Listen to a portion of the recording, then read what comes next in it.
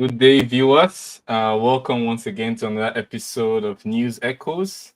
And as usual, I'm not alone. First of all, I'm Dr. Gordon Ibe, chairman of NIDO Russia. I'll be your host today.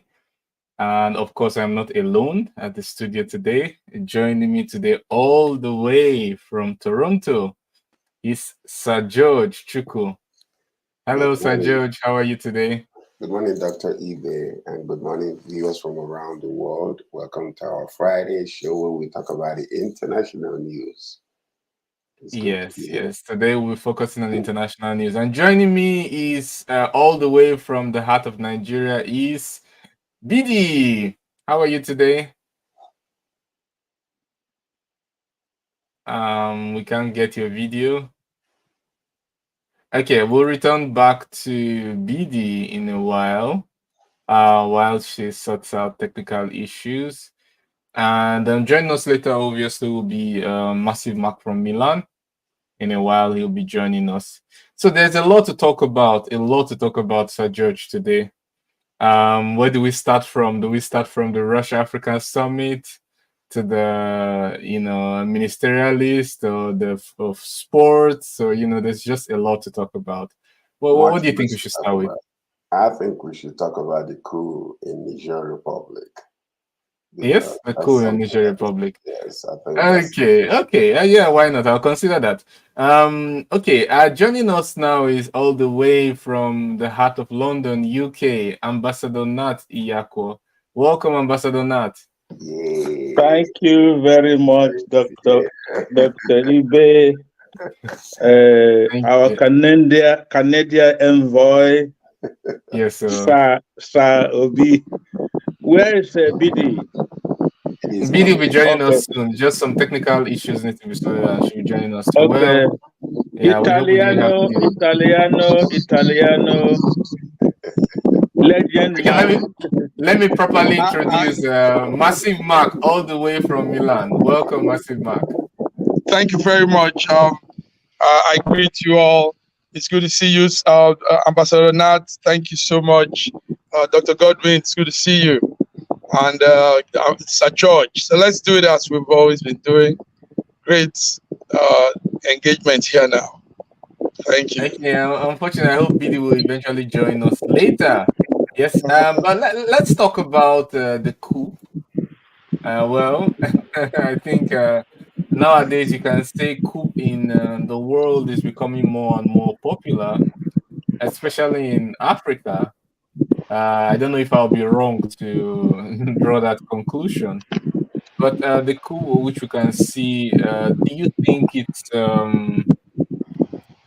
think it was because the message that was given by the military was to save democracy, to fulfill the will of the people, and to prevent the downfall of the economy and the social conditions in the country, and so they had to step in and save the day by overthrowing democratic elected president. And we have also seen that democracy hasn't always been the best solution for all types of countries. We've seen it in Afghanistan, how it didn't work.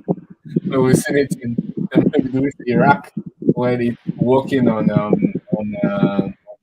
what do you call it, an intensive care unit, we put it that way, or with the British.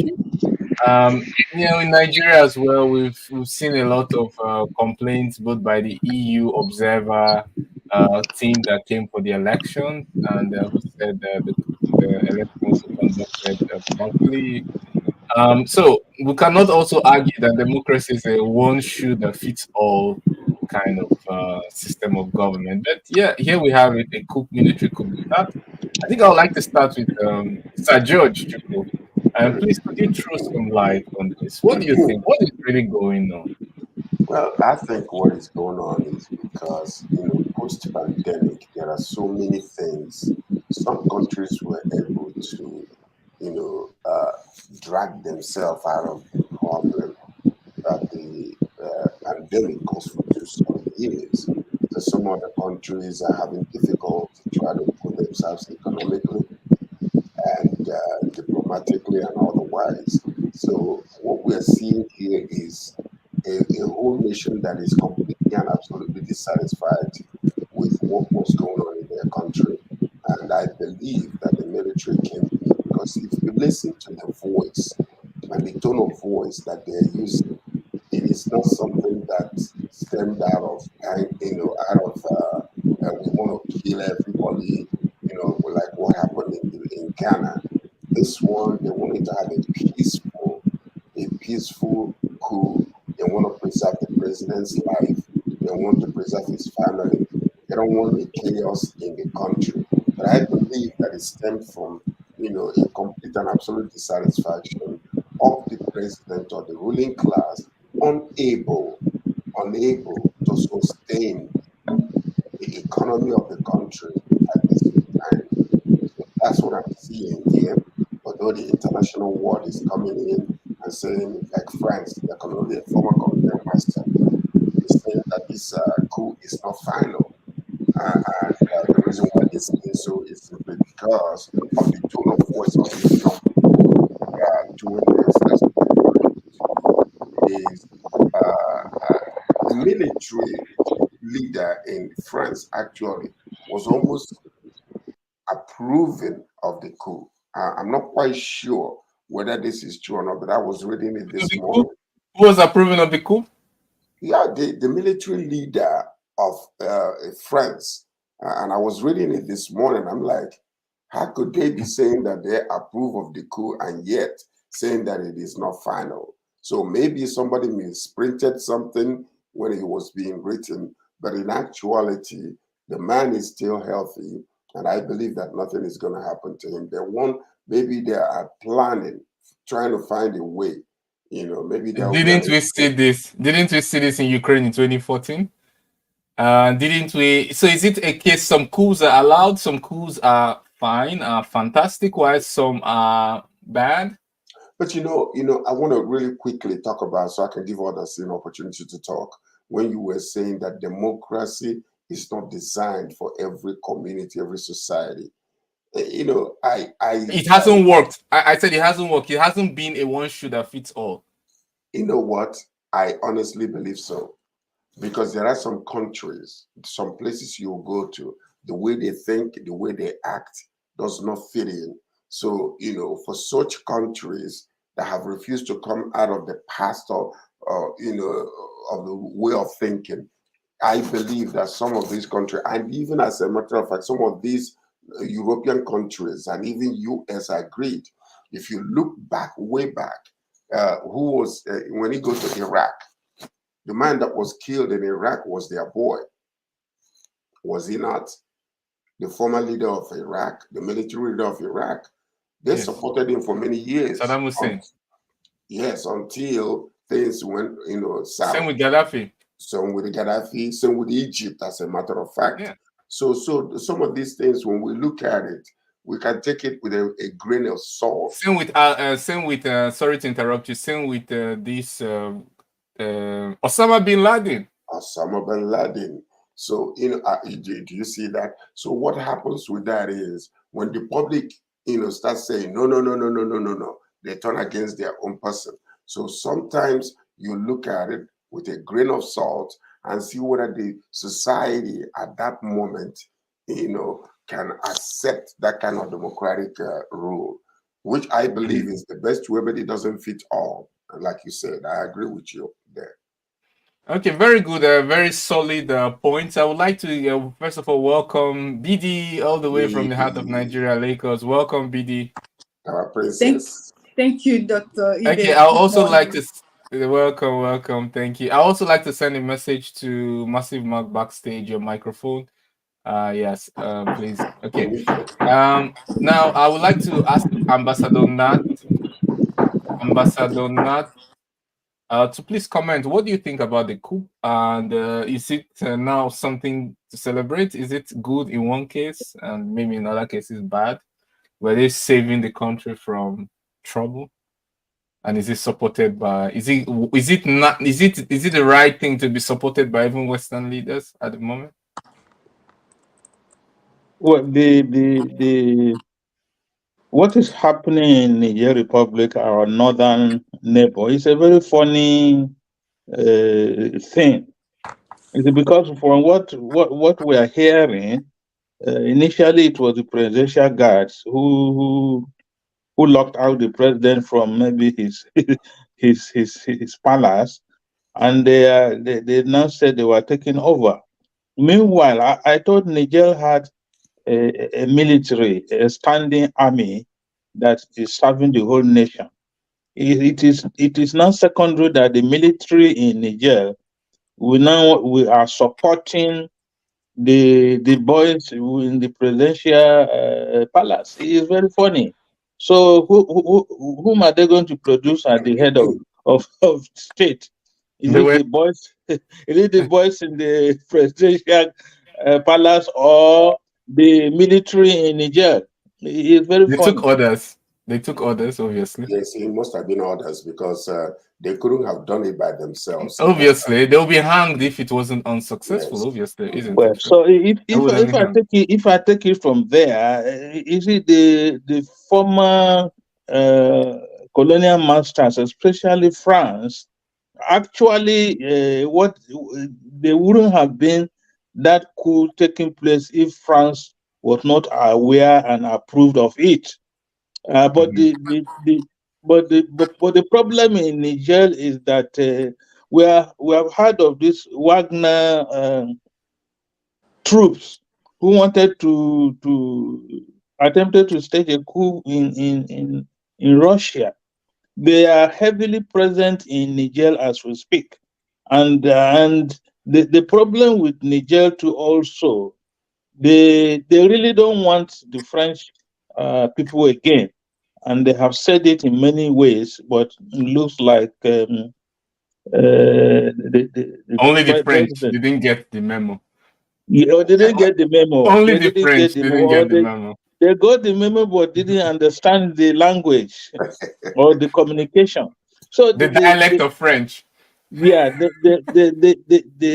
what is happening in in in Nigeria is also a challenge to the president of Nigeria, Ahmed Tinubu, who recently took over the headship of the authority of ECOWAS and said he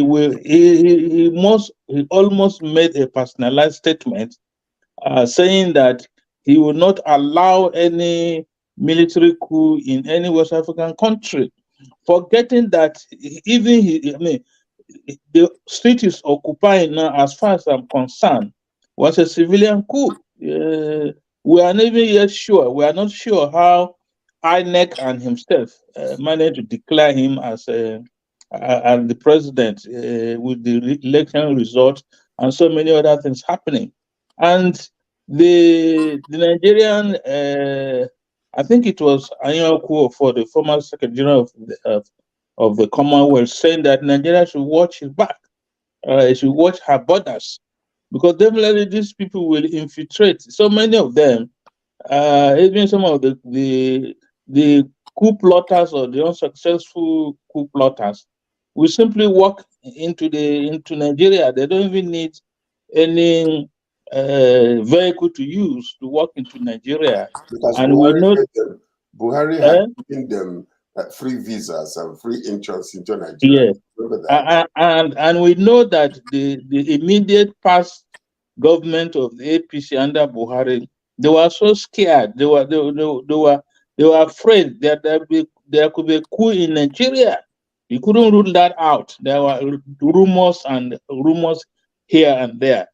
And so we need to be very, very watchful. And lastly, I want to say that we have coups now coming up, especially that Sahel belt, Mali, Niger, Burkina Faso. Because democracy has failed, and because the military boys also want to live the flamboyant life they have seen the politicians live. When they stage a coup, they go into the presidential palace and drink the wine. They can sit there, sit on the cushion chairs, and enjoy the food. And Mhm. so they have seen the life the politicians are enjoying, and they are there, the one Mhm. fighting. Mhm. Okay, thank you so much. So yeah, there's some logical reasons to the coup. From if I'm to summarize all you've said, some logical reasons for the coup. But it doesn't still negate the fact that the way it's supported seems to point to some double standards, where in some cases where coup is okay and coup is not okay in other cases. And it also talks about, I think it talks about the instability we expect from that belt in West Africa. Can I read Okay, something? Can I read something quickly? From please go ahead Academy. before we move to the next. It Yes. says France's government has said it does not consider the coup in Niger to be final, despite the fact or the former French colony's military leadership throwing its weight behind the removal of the democratically elected president. So It- the It's leadership in the military, France's military leadership supported the removal of this president. So that's what I don't understand. Is it uh, that you understand what I'm saying? This is I get understanding. what you're saying. It's the tone. From the tone, you can read between the lines. So, any president, as we all the countries in the world, is there any president right now who is there finally? Who is that? Is the final president? Is there any president or any leader in the world? That president now you're seeing there is the final. After him, that country will cease to exist. So why the highlighting of the word final if it's not only to taper down the or try to increase the acceptability of the same system of government which is frowned out only when it's used in Niger or Ukraine, then it becomes perfectly okay. So this is of course, if it continues like this, then there will be no, like our partners would like to say, rule-based order. We will not have any particular predictability in terms of what is good and what is bad. Okay, I would like to move on to the next. I would have loved BD to talk if Please, internet is allowed. BD, massive mark. Is the internet also okay? Okay. Okay, BD, please go ahead. What do you want me to speak on? About the coup in occurred in Niger Queen. Republic. In Niger Republic, yeah. I honestly, what actually got me was when they were, after the taking over, they said that the main reason for that coup was because of insecurity, the historical state of insecurity in the country. That was why they actually did what they did. Well, and another thing, you remember that the president ran to Nigeria. Are you aware? And our president made some statements that was somehow indicting to his person and to his seat. So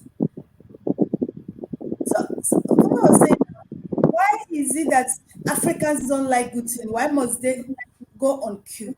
Now the thing is this: Africans, they like good thing, they like nice thing, they want their country to work. If all these state presidency are doing what they're supposed to do, if they're performing very well, if they're doing things according to the life of their citizens, having the masses in mind, I don't think anybody will want to go and be part of coup. And the funny part about this coup is that they started from the presidency guide.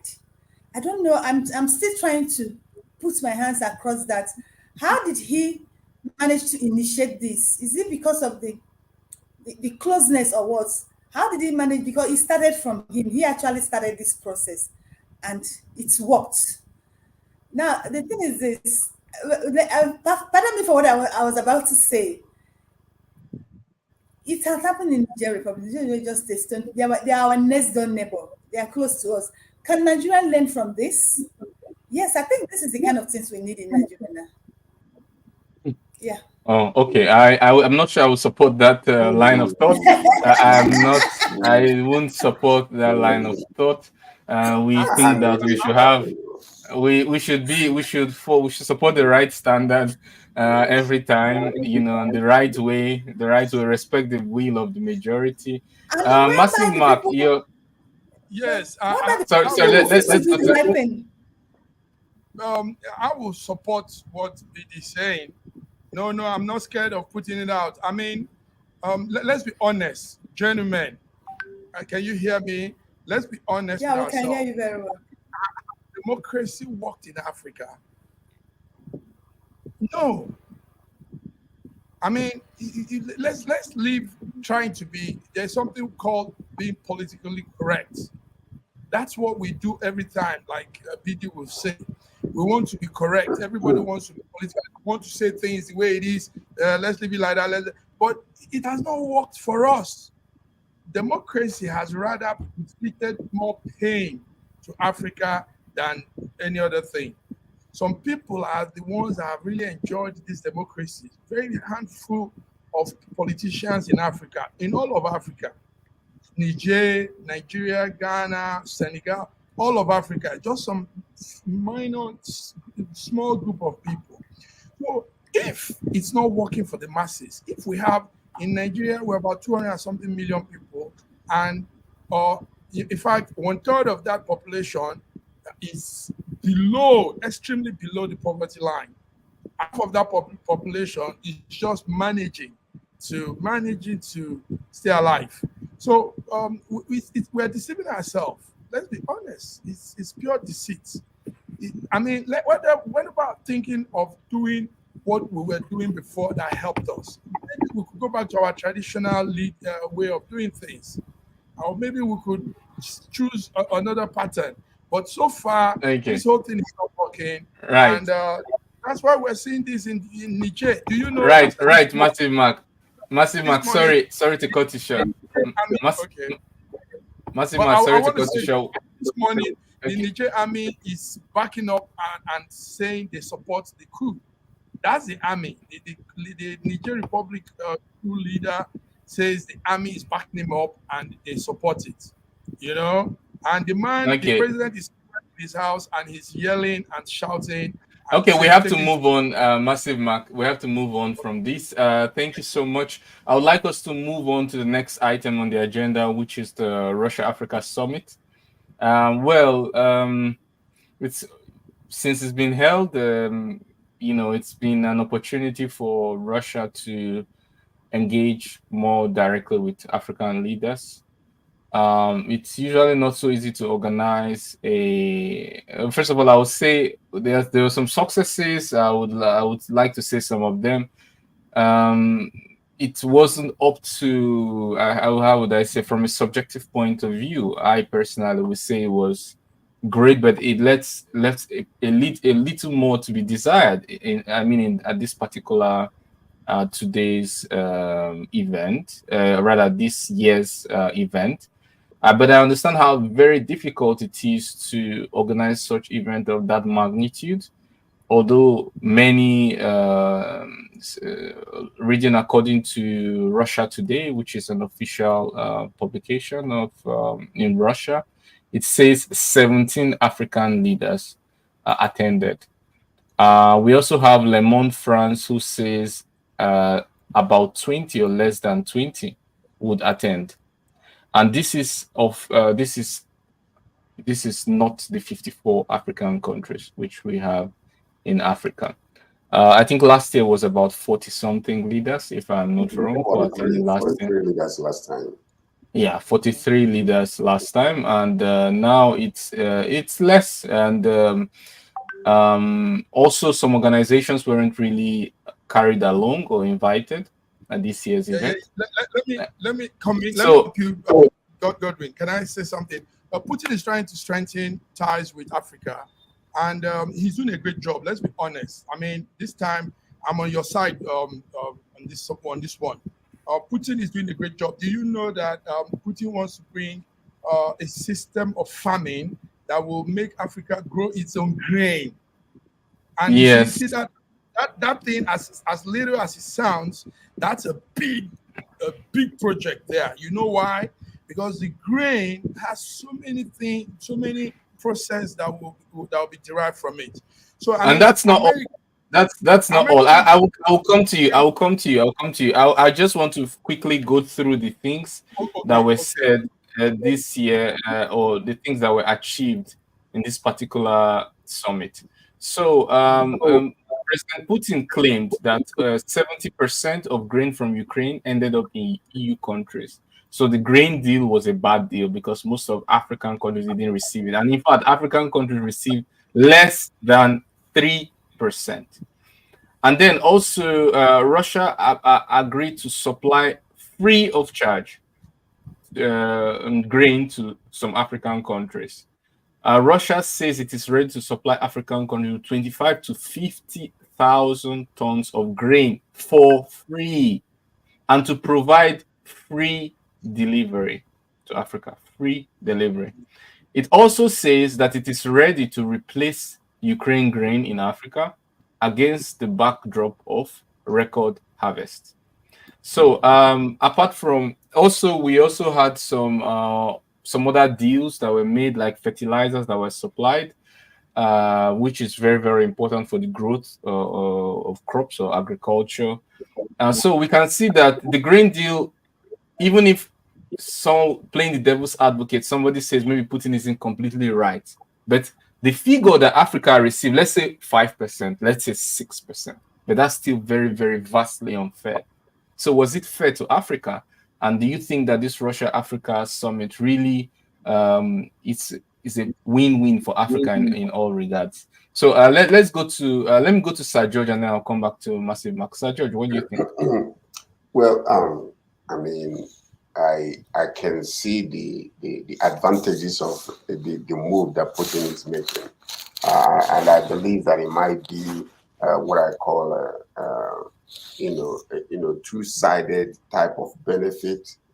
But the point is, maybe he's facilitating this right now simply because of what has been happening, the Black Sea, about the shipment of grain outside of Ukraine.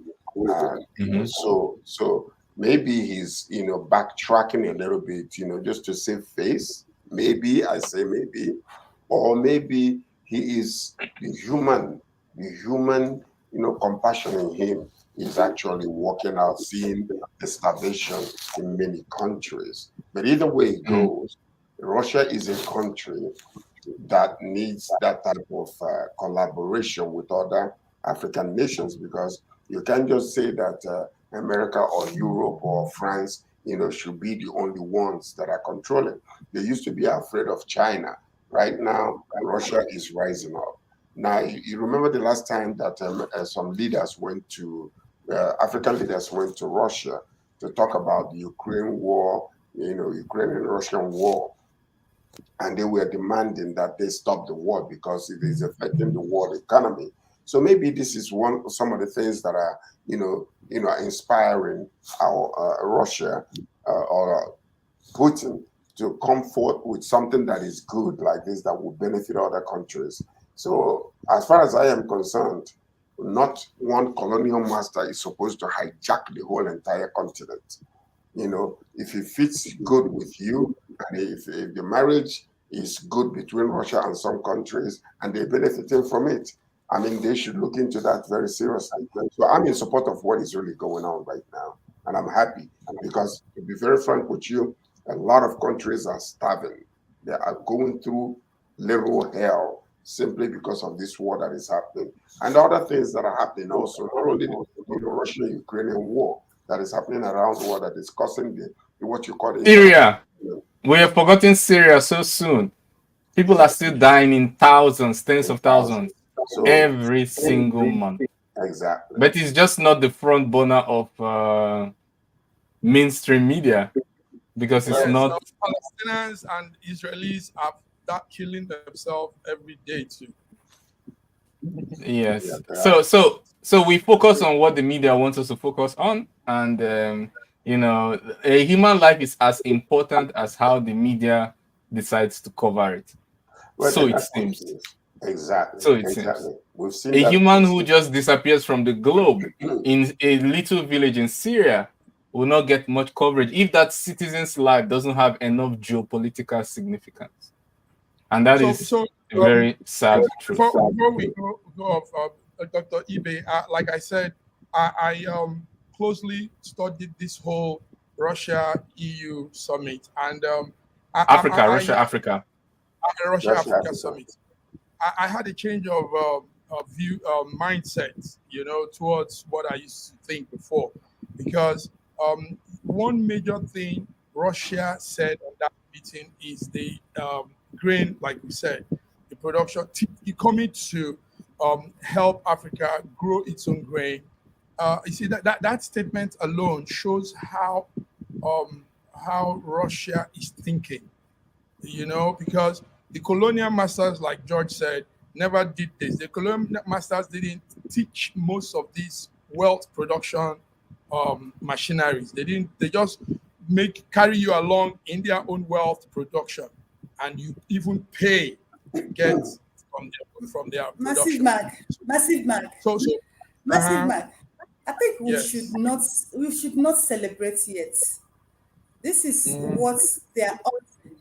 This is just an offering. We shouldn't celebrate yet until we start seeing the results of what they've said. Now, what you people should be asking, the Russia has listed what Africans should benefit if this collaboration happens. Now, it would call it collaboration. It's a partnership. And you know what happens in partnership? You gain a now they've listed what Africans should gain if this collaboration is strengthened. Now, have you people thought about what Russia will be gaining from Africa? Because they're not just coming on the table for nothing. They have a target somewhere. Their eyes is on something. And another question I Yes. want to ask Mhm. now, why is this coming up at this point in time? Why have they been sleeping all this while? I know, yeah, Russia has been No, helpful it's to the second Africa. one. No, it's the second one. The first one was in 2020, 2019. 2019, I know. No, No, they I'm not haven't. They talking about. haven't taken. Yeah, I know. So why now? Now another thing is this: Russia is bombarding Ukraine. I wouldn't want to say that because I know Dr. Ibe will come again after me. No, it's Russia, they are bombarding themselves. yeah, I know that's the one you would like to hear. Russia is bombarding Ukraine, and on the other hand, is you're offering a survivor to other continents. I Mm. think what we're talking about is human. You're killing human, and you're offering a survivor Mhm. routine to another human. Why didn't he focus on settling his dispute with Ukraine before he can now make another offer to how other continents can survive? Well, We should because look if at Africa, whether Africa receives grain or Africa doesn't receive grain, it's not going to change the trajectory of Russia defending its national security interest. So Africa should take what it gets and understand that whether Africa get that grain or not get that grain, Russia is not going to stop fighting for its interest. So what is better for Africa is to take the offer in its and national security interest. Africans should not just be selfish. Yes, in as much as they want to survive, they shouldn't be selfish. Now it could go Okay, this way. we have to Yes, go on a commercial break. We have to go on a commercial break. Of course, we'll be back very soon, continuing with all the news that matters to on the global stage to Nigeria. So sit back, and we'll be back.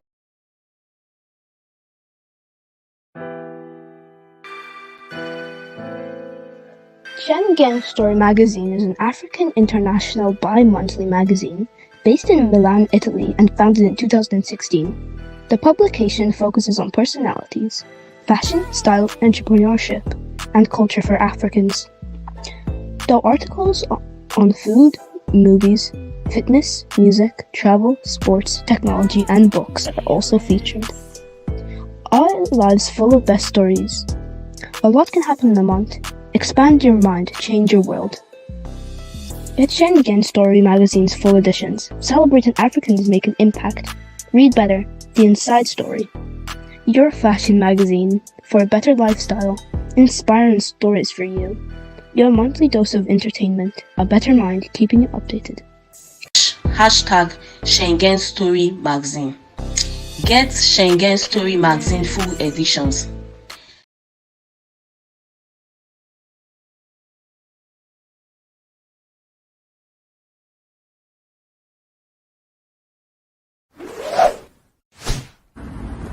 A year ago, I wrote a book titled The Final Solution, and I was trying to say to the rest of the world that there are challenges ahead. Now, a prophecy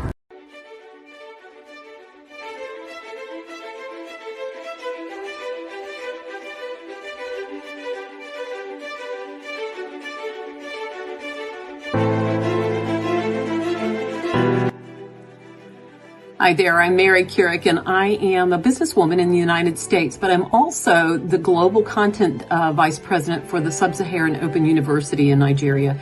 I could not be prouder to work with Dr. Osita Anamika and his team on helping to create not just entrepreneurs and skill-based talent that will get out into the workforce and make a living for themselves, but also young leaders. And to that end, with this integrity-rich university environment that's accredited now, and it's just an amazing opportunity for anyone there of any age to jump on board and learn, we want to let you know about a new offering that we have. We have a global governance and diplomacy course now provided by a whole team of people that crosses several countries to put together these resources and lots of great information for those of you who might be on the path toward public service and diplomatic service, NGO leadership, that sort of thing. We hope that you will walk through this open door and enjoy.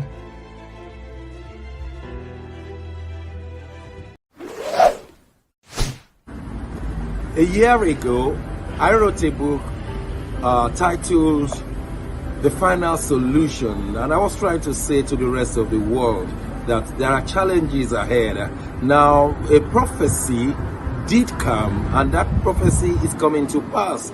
But I'm telling you, the final solution has been found many years ago in the Bible, because the Bible simply says righteousness exalts a nation and sin is a reproach to the people. So I want you to know that we can get solutions to problems in Ukraine, in Russia, in Nigeria, indeed all parts of the world. We need that solution, and the solution is straightforward. Please get a copy of my book. It's the Final Solution by Bishop Shegun Johnson, and you can find it in Kindle, in Amazon. Just type Bishop Shegun Johnson, The Final Solution. It's very, very small book you can read within 2 hours, but it contains the final solution. Do get a copy. Not getting it is doing disservice to humanity. Don't forget the final solution.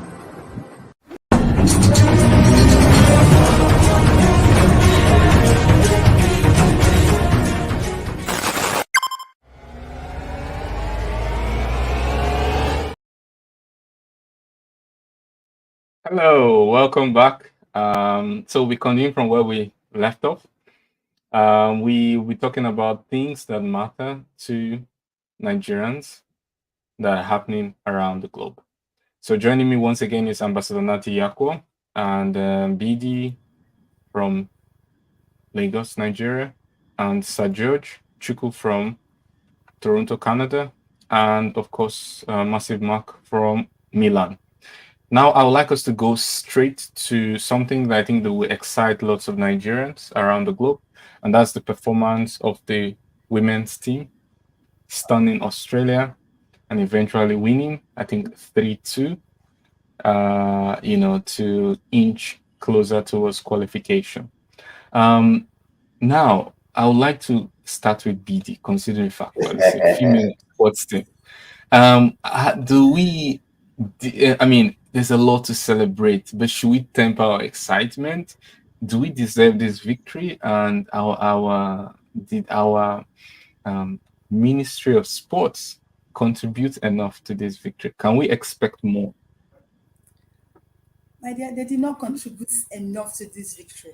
I must tell you, this victory you saw at Australia, I could ascribe it to an individual victory. Those ladies, they did us proud. Most of them, for people who spoke with them personally, they had their personal training. The Nigerian Minister of Sport did not input a lot or enough towards this achievement we had yesterday. Those ladies, Uche, Chiamaka, Ngozi, Rashidat, all those, the major key players, those ladies, they made us proud. Now you're talking about the Minister of Sports. I'm telling you, Nigerians are happy, but I'm not trying to be biased here, but if this was Super Falcon, you know what would have been happening. And each time what these ladies get, they don't get well appreciated to the level of what they are putting in. You remember when there was a time they were abandoned in the airport, so many times, like 2 different times. the Minister Force Nigeria, they are not actually doing well. But I'm so proud of these girls. And I pray, like you said, we should take it slow in our celebration so that they can get to the final. And I know they will get to the final. As a Nigerian, I will always be let's keep praying for them.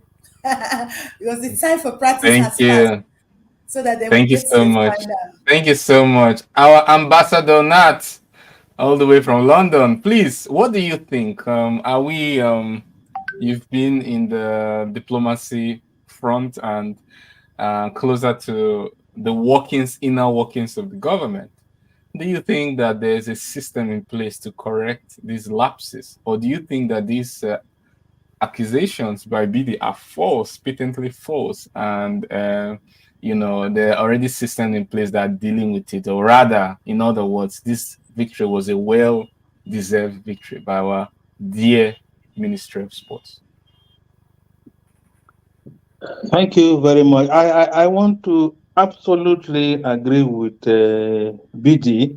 The situation in Nigeria is individuals put in their best and government come to support instead of the other way around. And with football, we know football is a unifying factor in Nigeria. And so at the international level, it's lifted not only the Super Falcons, but even the present government. It looks like in the past, if Buhari speaks to you, then you are out of the game. But but we find Some kind of Tinubu speaking with the Super Falcons, and they went and defeated Australia.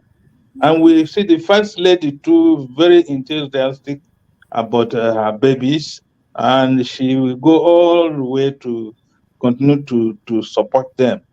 And so we for the team, the Super Falcons should not rest on their oars. They have a long way to go. They have a lot of work to do, and we want to wish them all the best. Thank you so much. So I think one is it safe to say that one advice coming from you is, if you intend to win or to go further in your sports career, exit any government group. Yes. Exactly. Yes. Yeah.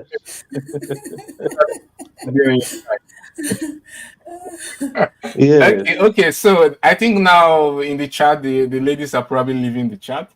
Okay, let's go to Sir George Chukwu from Toronto. So we've had two people say, quite in clear terms, that our Ministry of Sports don't deserve this victory, and we need to do more to not only get this type of victory, but to get more of it and to build up the talent, I assume.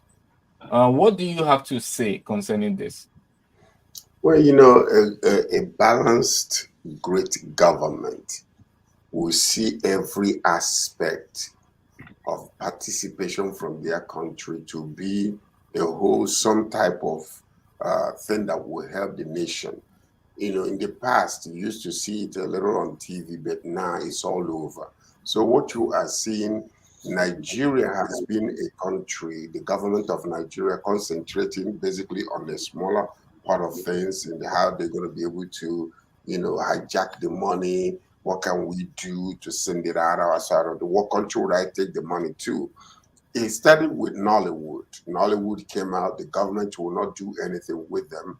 A certain part of the country doesn't even think that they should be. But on their own, they went all the way and became a voice and a force to be reckoned with internationally. When you talk about Hollywood, you talk about Bollywood, Nollywood is there to compete with the three of them. And this is exactly what happened. Out of self-effort, they put it out there and they have been winning. Look at music. In the music industry, the same thing. You don't see any help from the government, but now they are making our country shine. These are the glimmer lights that is even making Nigeria to have something positive outside of our country beside the government. So sports is coming in right now. The young ladies are out there doing great things, and congratulations. You ladies will go all the way. Like BD said, I'm supporting you all the way. And congratulations, ladies. we're supporting you, we are behind you. But the government need to at least put in support in different areas, because it helps the economy of the nation. It helps the nation to, to the world to know, okay, Nigerians are doing something great in music, in movies, in sports. The government need to pay attention and follow them to do good also. That's all I can say. Thank you so much. Thank you so much. Massive Mark, I'd like you to touch briefly on it before we move on to the next topic on the agenda. Yeah, touching briefly is to just say I congratulate the ladies for a job well done. Beat Australia 3-2, and now going on to the quarterfinals. Now, let me also say that, like George is saying, a lot of Nigerians are doing great things, but nobody recognizes. The government doesn't even support at all, George. They don't even support. They don't even come to the aid of anything.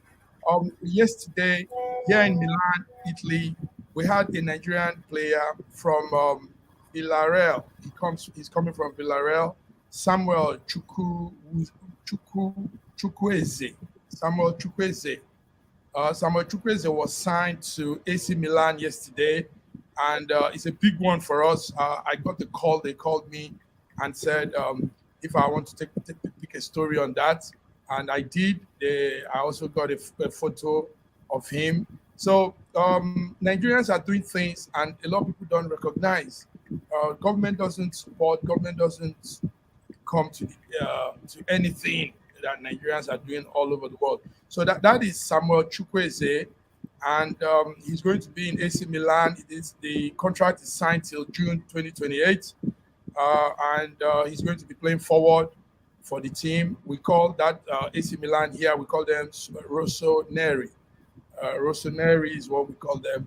So this is Nigerians for you, and they are in different parts of the world like this. Different parts of the world doing awesome things. So it's a good thing. The Ministry of Sport understands how to engage with these great Nigerians doing things all over the world, and use it to the benefit of our country. Thank you very much. Okay, thank you so much. Thank you so much. Obviously, it's a great achievement for our compatriot. I love Milan. I always say that when I meet you. Such a great how much money are we getting? How much money? That's what I'm saying. You see, if it's planned well, this young man is putting something to the coffers of NFP, Nigerian Sports Authority. Yes, of course. But because of course, we have to move on. We have to move on. Sorry, unfortunately, we have to move on to next because we are choked with time. And the next agenda is more charges for Trump.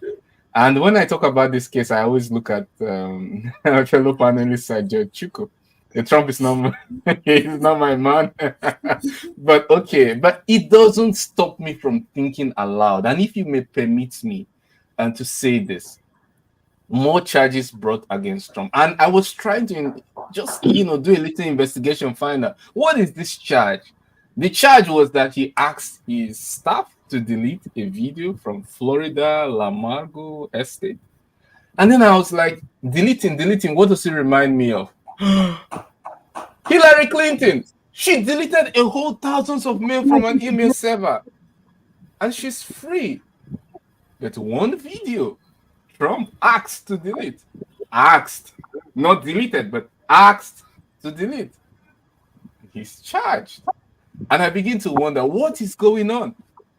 What is the rule of law? And we also say, if we say, okay, this is not only a Republican problem, we also have simultaneously Hunter Biden being arrested and also deletion. His laptop was wiped. So this deletion is some kind of, it's a recurrent process by the arms of anything connected with the government. But when it comes to Trump, it seems to be disowned and leads to a charge. Please, Sir George, help us out. Solve this puzzle. What you have to understand is this. Number one, Trump does not believe in the rule of law. He believes that he's above the law. He believes that he can do whatever he wants, whenever he wants it, however he wants it, and get away with it. So the point about it is this: when you come to a country like America, yeah, Hillary Clinton was, was said that she deleted some mails, okay, and they looked into it, but they did not find any charges against him. Even under Trump's administration, he pushed it. Hundreds of But times. it was true. But it was true. It's not about the charge. It was true, right? Hold on a second. What you got to understand is, for somebody of that, in that position of authority, with the topmost secrets, and the way America talks about secrets, to be flaunting it and just using it as, something, you put it in the toilet, you put it in, in your dining room, and you play around with it. America does not play with it. The bottom line to it is that this man that is actually coming after Trump and charging Trump, he is one individual that is, he's non-partisan. He is going after some of the things, because if they allow this to happen, if they allow it to happen, that means that any other government or any other former president can just go out there and do whatever they want, whenever they want it. So it's not that they are coming after the man. Number one, let me tell you something. Unfortunately, Trump wants to be like Putin, because that's his idol. He wants to be a lifetime president of America. But I understand this. So sorry to interject you, but I want you to just be on the path of what I'm asking. I understand what you're saying, but listen. Just I want to put you on the part of the question. The question is simple. Hillary Clinton was Secretary of State. That's right. She sent email private that could put people's internal classified information in the public domain. She sent from private servers. In fact, she took responsibility for the death of US citizens in Libya. In fact, the ambassador died. So this is not a potential harm. Just let me finish. It's not a potential harm, but this is an actual harm that led to the death of US citizens, and she took responsibility for it. So she admitted, but no charges. No. They looked into it. The DOJ look and charge are not the same thing. No, they did not charge her because they could not find anything substantial to charge her.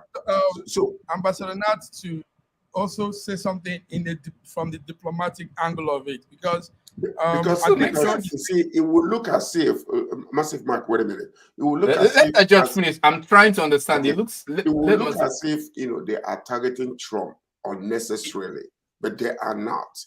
If you really go deep into this whole entire thing and understand the significance of the negligent attitude towards security of the United States of America and everything else that he wanted to do a coup to take over the government.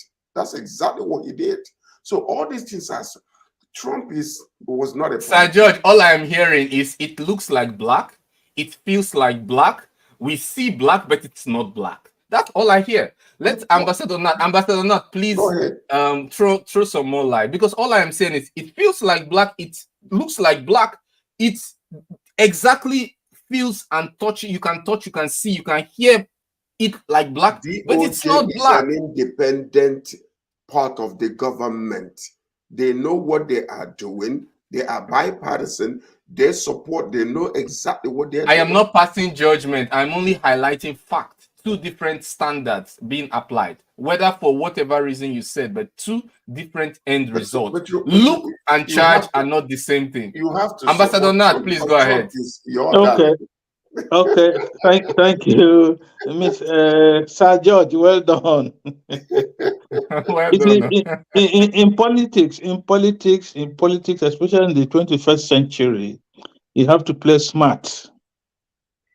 This is what we call smart politics. And for Trump doesn't really believe in the rules of the game. He thinks he's above the rules of the game. And Trump has come down in history as one president of the United States who has no comparison. Nobody's coming near him. Because he came from the business world. He came from nowhere and became the president of the United States of America. And what is really happening in America now is the politics of the political parties, the Democrats and the Republicans. The Trump created ground for what is happening as we speak. Because the Republicans, the Democrats really didn't campaign. Trump's tenure campaigned for the Democrats to win the elections.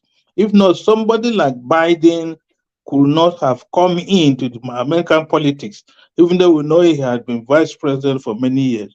But at his age and some of his antecedents and what is going on, he wouldn't have been able to defeat Trump, and especially the Republican Party. We see what has happened at the midterm elections. The Republicans have taken over the House of Reps, and if care not taken, maybe any other person they present, especially the Republican, they have to watch it. And so, what the Democrats are taking advantage position. They are in government, even though they are saying they don't have anything to do with what's going on in the judiciary or the justice ministry. But that's bullshit. They can't tell anybody that. It Nobody. feels that way. It looks that way. You know, you can basically sense it. All six sense says that Yeah. this is politics. But then, Yeah. yeah. Anyway, thank you so much. Who's going to throw some more light on it? I just feel like, you know, I just feel like when I see double standard, I just say this is it. Yeah, it's not about good or bad. It's about how you apply those rules. It looks like you know. double standard, but no charges It against is. Trump is false. It's all his own doing. He said But himself. they could also have been charges against others instead of looking into it. Well, We don't need looks. We need justice. Charge. For Equal DOJ charge. to go after you, you must have placed yourself in such a vulnerable position. Yeah, there are others. Sir George, you win. He's not my man. Oh, please, you win. Let's hear. It's your dad. Please. I think Republicans I think they are trying everything to. They see Trump as a threat. With the force is coming. Trump, from what I'm seeing, Trump might win this last election. So everything they are doing is just to put him down. That's what I think. I'm telling you. Exactly. It looks that way. I've just clearly said it's not my man, it's your man, because we in Russia, for example, cannot interfere. We don't interfere other people's politics. I personally don't want to interfere. But at the same time, it looks that way. And when I read from Democrats and Republicans, and then I see, like, okay, there's some element of sense, like logic, you know, and then you begin to say, well, if they believe that that's best for them, please go ahead. What can we do? Can I summarize this whole entire thing? Trump represents the white supremacist that wants to maintain the old things of the white men ruling against every other. And that's what you're seeing. And the rise of, look at the Republicans, the way they are. I mean, they don't obey nothing. Most of them will go against the status quo today because what they want is the old thing, when they used to enslave black people. That's what they want to bring, whether we like it or not. That's what he represents. That's those that are supporting him. We like as a fellow black man, sir, I would like to go along your line, but I just don't see the evidence for it. Of course, I would like to support that, but I just don't see evidence for this. But anyway, we have to go now. We unfortunately were able to talk about Sinéad O'Connor's sudden death at 56 in his London home. But hopefully maybe next time we'll touch on it. I want to say once again, thank you all for being on the live stream today. Sir George, BD, Ambassador Nati, Yakwo, and Massive Mark. Tune in next time. We'll be here again on Wednesday to talk about the news that matter to Nigerians, and again on Friday to talk about global news. So thank you viewers for tuning in today. Please like, share the video to other people who might find all we've discussed here very useful, and I believe that it also helps to tell the algorithm that we're doing a good job, so that we can always be here as usual, giving you and commenting on the things that matter to you. So thank you so much. you.